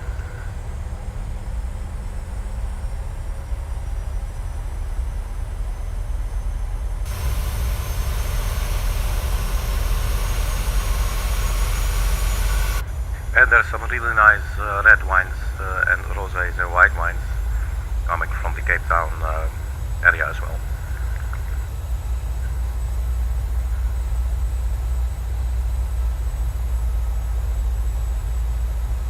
We also have a DME now for the ILS. We have 15.1, 15.2 nautical miles from the DME, so that's good news as well. We are now basically next to the zoom out 1 second before I finish my sentence. This should be okay. So let's see what to do next. I never really like doing this a whole lot. You know, doing it anyway.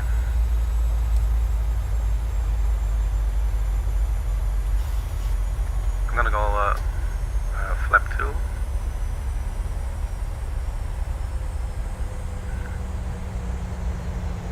And let's see if we can now go to, we could try VOR, but it's probably not, localizer, it's armed, but it's not picking up yet. But at least we pre-armed it. So now we're going to the heading select. The aircraft should take a left turn to 280, which is this little dotted line you can see right here. And then hopefully we will pick up the localizer.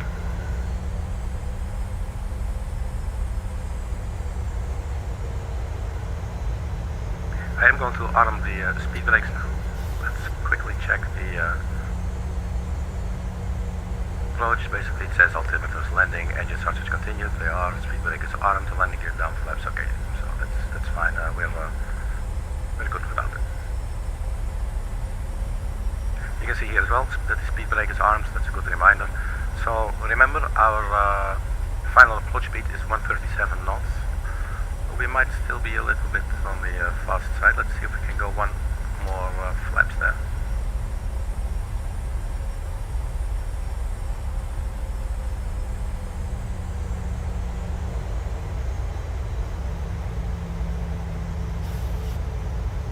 And that dotted line is the one that we put in ourselves, so that's the extended runway center line basically. Warlock is still armed. We're almost 3,000 feet, so that's good stuff. All we need to do is manage the speed now, but that's dropping as well. And look, the localizer actually on a 90-degree angle. It did pick up. How amazing is that? That is seriously cool.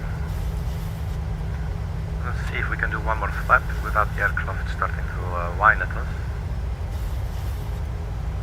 And still okay with it.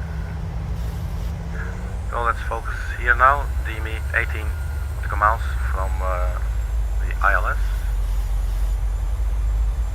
The visual conditions are superb. It's very good. Looks like there's a little bit of a haze. I think that's our runway there. So we do have the runway in sight.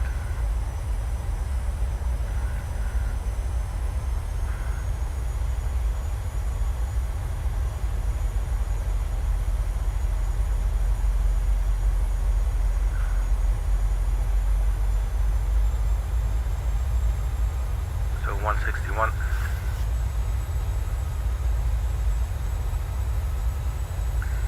Now, here it still says vector, so let's see if we arm the approach.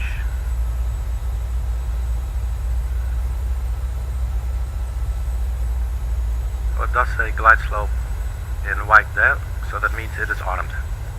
So it knows that we want to be using the glide slope when it comes alive here at 8.9 DME from the Cape Town VOR.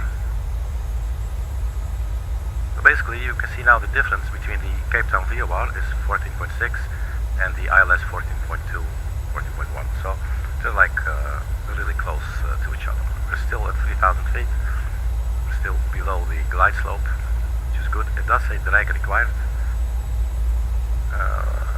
How sort of distance?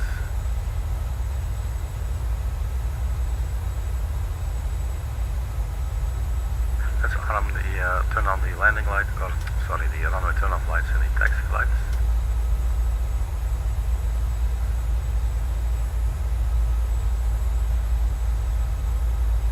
So let's try a bit of drag, see what that does for us. And then we do not, we need to remember to disengage the speed brake and arm it again. If we turn it now to LNAV, no, it doesn't do it when it's when you arm the glide slope. But I guess that's still fine. We are on the localizer, as you can see right there. As in terms of drag required, I'm not really sure. What I think I'll do is arm the speed brake, still at 3,000 feet there. Let's drop the gear. And over 10 nautical miles out, maybe a little bit early, but we need a little bit of drag here. You can see that little diamond there, that is the beginning of the glide slope. So you can see our altitude is a little bit below that, but it is coming towards our altitude, which means that we're getting closer to it. And the moment this will pass our altitude, there you go, glide slope, single channel. Let's try and make a dual channel. Not sure if it will do it. We are now fully established. Let's go flap full, and our distance is 8 nautical miles. I think we could maybe stay at 160 knots. Let's do speed intervents so that we are controlling the speed now. As I said, we have approach speed for being fully configured 132 knots. We add 5 for wind, which gives us 137 knots with flaps totally down. Okay.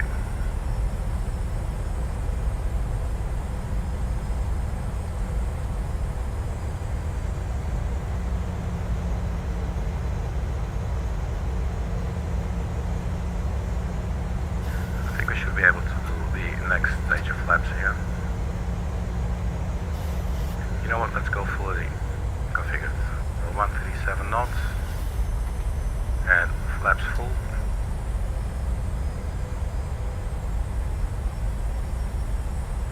And then just a check, okay, so speed brakes armed as well.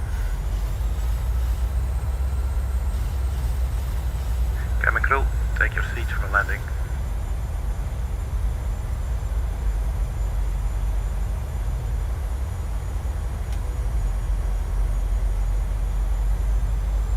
We have a very good visual here of the runway.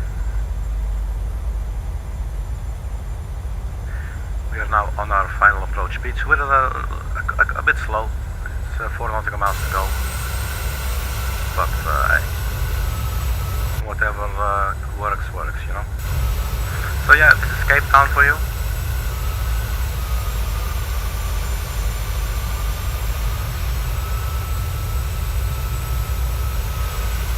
There's Table Mountain, there's the City Bowl District. It's an amazing place, absolutely. Okay, so we are now, you can see here, radio altitude 940 feet above the ground.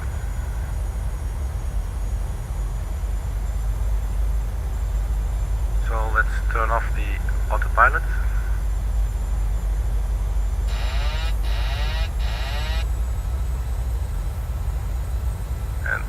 Turn off the flight directors.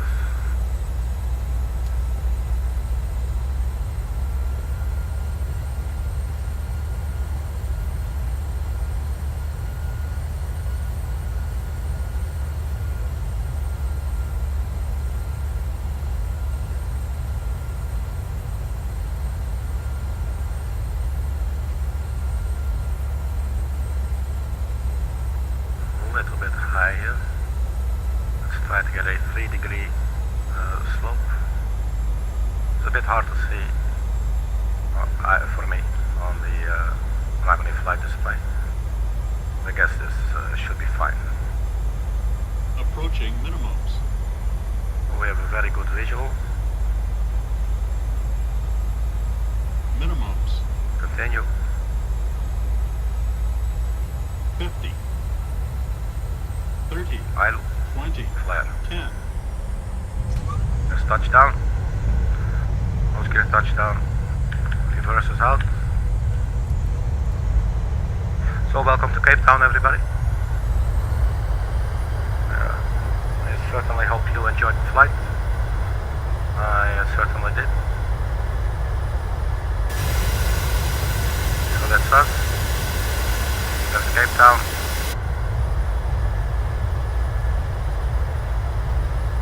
We will vacate the runway towards the right, 60 knots, so the engines can go back to idle.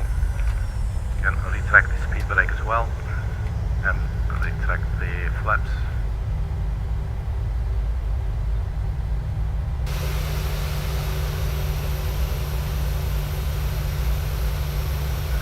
Alright, so we'll have to exit there right at the very end.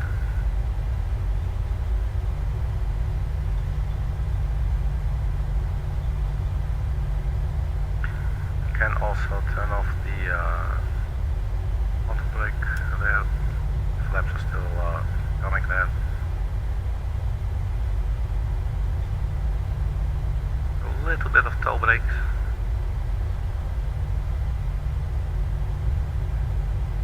So that we can take this turn at around 15 knots of airspeed, something like this.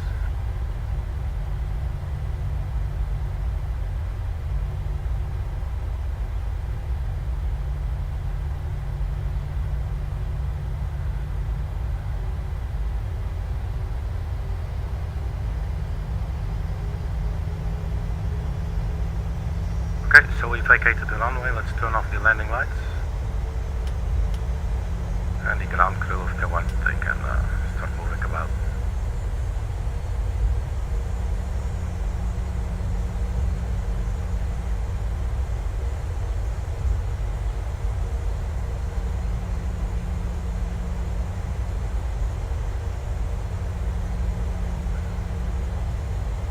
Looking here at the windsock, it looks like we landed with tailwind.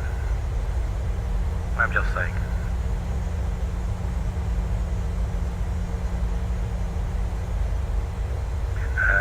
I cannot say it felt like we did, really. But it is interesting nonetheless. So there's Cape Town Airport, and again, since we are using Aerosoft Simple Traffic, that's the name of the program, it will generate liveries from typical airlines that you would see on the airport that you are currently at. So in this case you will see a lot of South African Airlines, British Airways, Emirates, Qatar, all those things. Let's watch the ground speed, 26 knots, 27, so we're a little bit faster. Try not to go over 30. We can switch back from TARA to TA.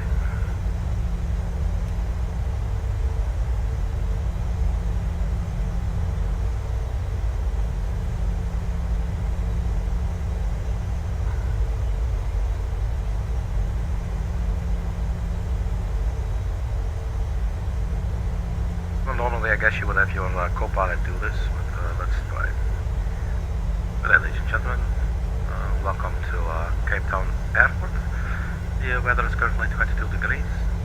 Please remain seated until the aircraft has come to a complete stop. And on your way out disembarking the aircraft, please make sure you don't leave anything behind. No stinky diapers, and take away your snot with you, please. On behalf of the entire crew and South African Airlines, we thank you very much for flying and we wish you a very pleasant stay in Cape Town.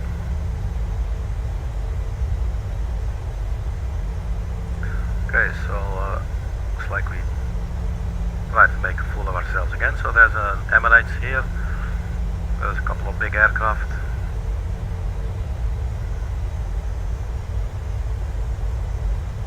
What are these guys? Kuwait? Kenya Airways, yeah. South African, British Airways. Oops. Yeah, so maybe we can take one of the stands here, the gates on the left. Probably for the big guys, there's a KLM there on the back. Probably flying to Amsterdam. So let's just take a left here. So we turn off the taxi lights, so we do not blind the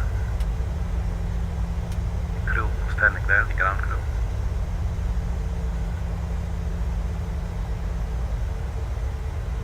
Kind of overshot.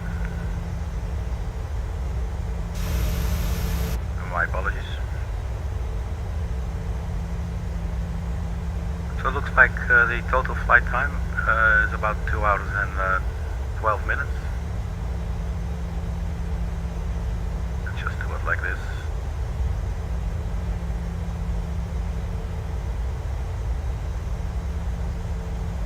I guess we'll go like this. And we'll stop. Engines idle. Working brake is set and confirmed.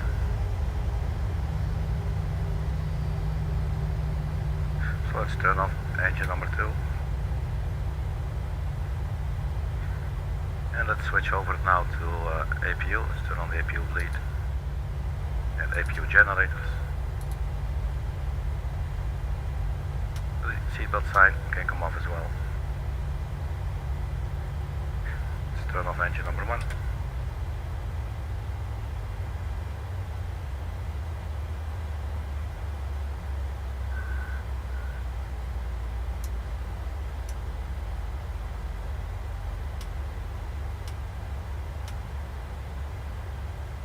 I guess that's about it. Looked like a nice landing to me. I'm certainly happy with it. as well as the approach and everything. But you know, we're always learning. There's so many things we don't know. The more you know, the more you realize what you don't know. And it keeps on going like that, and that's the beauty of learning. So these aircraft, they are waiting on each other. That's interesting. We're not going to wait that fight out. So yeah, that's about it. Thank you very much, everybody, for checking. Stay funky and keep your loved ones close, and yeah, just keep on loving while the love is strong, and keep on loving till your love is gone all the way. Alright, man, I am Arkady Gidzenko. I am your personal funky sim pilot. See you next time. Thank you for checking. Bye bye.